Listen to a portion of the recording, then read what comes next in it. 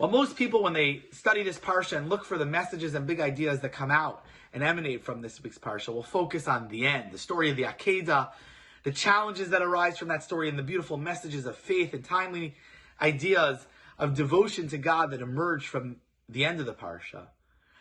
I want to focus on the beginning of the Parsha. God comes to Avram and tells him that those angels that were just at your house, they're now on their way to Sodom to destroy it because Sodom's too evil. We got to get rid of it. And one would think that Avram's response would be somewhere between understanding and elation that evil was being eradicated from this world. That Avram, who dedicated his entire life to preaching morality and God's existence and living a higher purpose, would be thrilled that his arch nemesis, if you think about it, Sodom, who stood against everything Avram stood for, was going to be destroyed. But instead, Avram begins to fight back. He begins to beg and pray to God, don't destroy Sodom. Keep Sodom alive.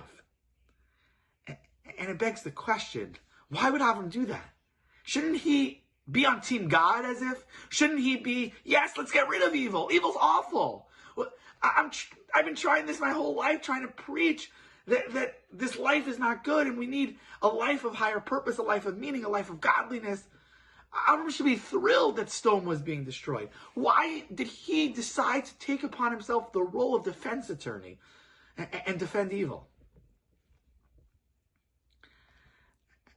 It's almost that Avram is trying to tell us that he never meant, in all of his preaching and all of his life's mission and goals, it was never that his goal was to get rid of evil in any way or shape possible.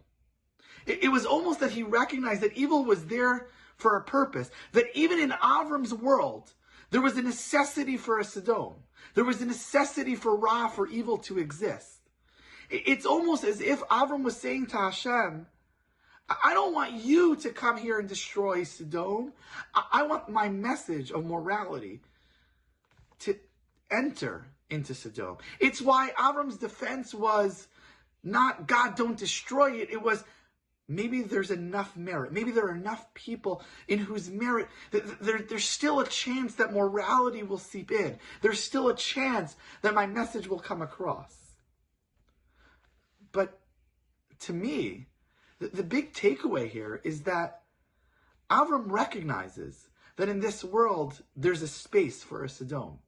That in this world, Ra, evil, is a necessity. It needs to exist. And I think it might challenge some of our assumptions about the type of world that we hope to live in. That even Avram, when told that God was getting rid of his arch nemesis, that God was getting rid of evil, recognized that that's not necessarily the best approach. That perhaps there's enough merit, enough opportunity, because even a Sodom is necessary for an Avram's world.